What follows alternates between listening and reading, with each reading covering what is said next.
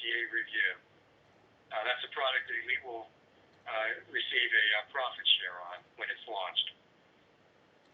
Other products in our pipeline include an undisclosed branded product being developed with Mika Pharma and an undisclosed intermediate generic product being developed with high-tech pharma companies. Contract manufacturing, along with the TAGI products discussed before, are important revenue sources for us in this interim period until the other pipeline products come to market and until load rate returns to the market. Elite has a strong base, though, for long-term revenue growth and diversity. The final priority area is the expansion of our facility. As reported last time, the first phase of our expansion has been completed. We've created additional CGMP inventory space.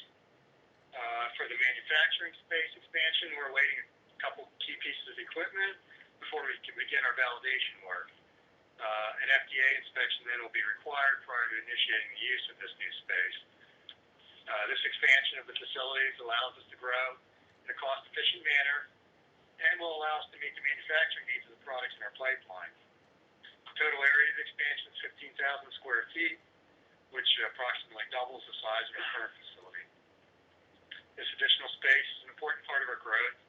It's going to allow Elite to add new products in our pipeline and to execute the contract manufacturing opportunities that are needed to replace the lost load rating revenues. One other item I'll mention is Novel Labs. You may see on our balance sheet an investment listed for Novel Laboratories. Novel is a private pharmaceutical company located in Somerset, New Jersey. Elite owns approximately 10% of Novel from an investment made back when Novel began operating in 2006. It's something we've typically not said much about, but from public information, Novel currently has 15 ANDAs filed at the FDA and at least 5 approved ANDAs. Because it's a private company, Novel does not report earnings and revenues, but based on their product list, which continues to grow, we believe this investment in Novel represents a substantial and growing value. The next thing I'd like to talk about is the upcoming shareholder meeting and the proxy for that meeting. The shareholder meeting will be held in early October. In addition to the election of board members and the appointment of auditors, Elite's included a proposal on increasing the number of authorized shares and a proposal for incorporation in Nevada. The proxy provides a description of these two proposals, but I want to take this opportunity just to explain a little further our reasoning for these proposals. Regarding the authorized shares, Elite's been cleaning up our capitalization chart by reducing the number of preferred shares outstanding. Converting preferred shares to common shares allows us to simplify our capitalization by moving towards one class of stock, common stock only. Importantly, it also eliminates dividends being paid quarterly to the preferred shareholders. The Series D preferred were converted earlier this year, and we'd also like to convert the Series B and the Series C preferred shares if possible. These are all raises that were done in 2006 and 2007. To complete these conversions, however, we need additional authorized shares.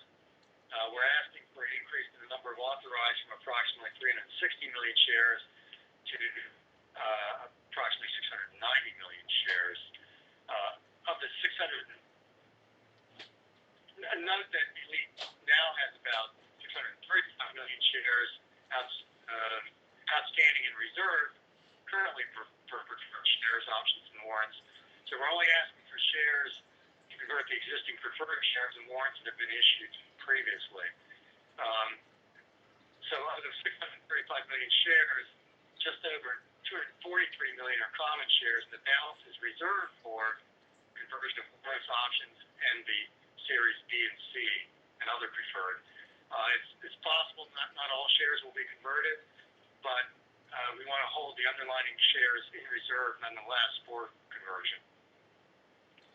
Any authorized shares above the need is simply for any dividends that must be paid until this conversion happens. So we're not asking for shares for a new capital raise. We believe it's in the best interest of the common shareholders to convert out these preferred stock series and to move towards a single class of stock and eliminate the quarterly dividends. So regarding the second proposal, it's to allow Elite to incorporate Nevada. And the purpose of this proposal is simply a cost savings. There's been a recent trend for smaller companies like Elite to incorporate in Nevada because of the lower costs. The franchise tax in Delaware last year for us was approximately $70,000. And we're expecting the tax for this year to be $120,000 to even possibly $160,000. That amount of money is important to a company of Elite size. In comparison, the Nevada's franchise tax would be approximately $475, an enormous difference. We don't expect Elite to operate any differently in Nevada, but clearly there's a substantial cost savings for Elite from this move. So we'd like to ask each of you to participate in proxy voting and to recommend a vote for each of these proposals. So those of you who hold shares in a brokerage account, you'll receive a notice soon in the mail from Broadridge or via email from your brokerage with a control number with instructions on how to vote your shares. So please be on the lookout for this notice. Whether you own shares in Elite or another company, and no matter how large or small your position, it's always important that you vote your shares.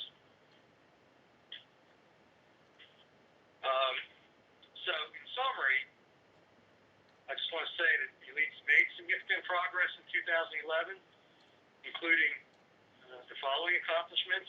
Elite launched the first of our generic products, metformin tablets, in April.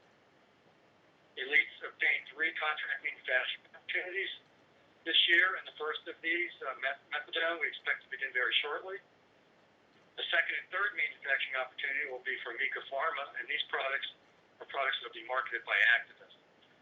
Elite has 2 generic products with approved ANDAs being transferred to Elite's facility, for which we're awaiting FDA review, and a third filed ANDA generic also under review at the FDA. The first in the products being worked on with Epic under the Strategic Alliance Agreement was also filed earlier this year. So all important and significant progress made in 2011.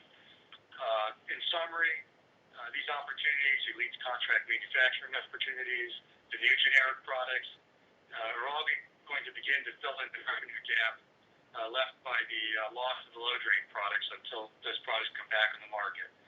So, and also given time, and with the development of our pipeline products, including ELI 154 and ELI 216, and the return of the low drain, Elite will have a strong base for a diversified portfolio